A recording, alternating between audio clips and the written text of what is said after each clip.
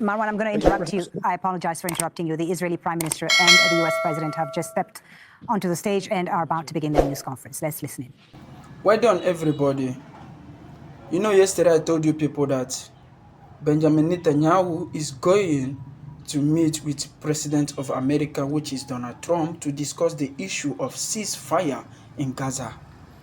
I told you people that he will be going to meet with President Trump in the White House, which he did. I want to show you people what they discussed. I'm about to show you people how the discussion went between Benjamin Netanyahu that is the Prime Minister of Israel, and then the Donald Trump, because I told you people in my previous video that Benjamin Netanyahu will be meeting with that is the US President, that is Donald Trump, in the White House to discuss the issue to cease the fire in the Gaza, to stop the firing of people in the Gaza. I want you to be watching out and see how the whole discussion went. And then if today is the first day you're coming across my account, I want you to give me subscribe, because we are here to stay and we're here to give you people the best we can. Please do us a favor and then subscribe and share our video. Drop your comments also to encourage us to create more videos like this. I love you all. Watch it out.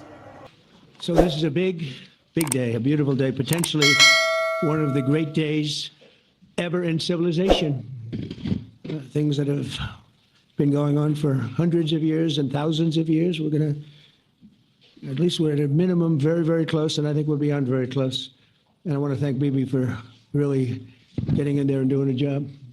We worked well together, as we have with many other countries, both of us, with many other countries, which is the only way this whole situation gets solved. And I'm not just talking about Gaza. Gaza is one thing, but we're talking about much beyond Gaza. The whole deal, everything getting solved. It's called peace in the Middle East. So today is a historic day for peace, and Prime Minister Netanyahu and I have just concluded an important meeting on many vital issues, including Iran, trade, the expansion of the Abraham Accords, and most importantly, we discussed how to end the war in Gaza, but it's just a part of the bigger picture, which is peace in the Middle East. And let's call it eternal peace in the Middle East. So this is far more than anybody expected, but the level of support that I've had from the nations in the Middle East and surrounding Israel and neighbors of Israel has been incredible, incredible. Every single one of them. This afternoon, after extensive consultation with our friends and partners throughout the region, I'm formally releasing our principles for peace, which people have really liked, I must say. And these are done, not just routinely done, these are done with total consideration and working with the nations that we're talking about. All of these nations have made contributions to those suggestions. I want to thank the leaders of many Arab and Muslim nations for their tremendous support in developing the proposal, along with many of our allies in Europe. Europe has been very much involved, and as I was told by many of the European leaders, most of them saying, is this true? Are you really doing peace in the Middle East? This is the most incredible thing we've heard. Some think it's the biggest thing they've ever heard. They called just to find out, was it just a rumor or is it actually done?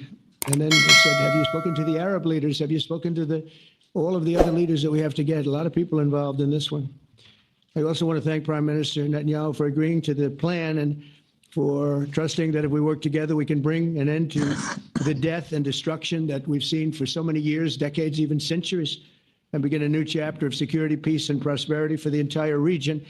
And I want to just say that my meetings and dialogue that we had with so many countries, Saudi Arabia as an example, the king is a phenomenal person.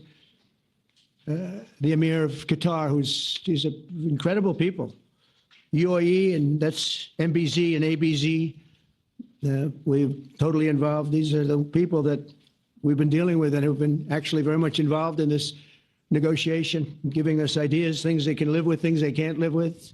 Pretty complex. I mean, after 2,000, 3,000 years, whatever it is, I guess it's got to be a little complex, or it would have been done a long time ago. The King of Jordan was with us, as you know, in the United Nations. The President of Turkey, President Erdogan, is a friend of mine, a strong man, but a good man. President of Indonesia, somebody who's an amazing leader. Prabowo, he is an amazing leader and respected by everybody. He was in the room with us. We were together with most of these people that I'm mentioning. Others were by phone or the next day.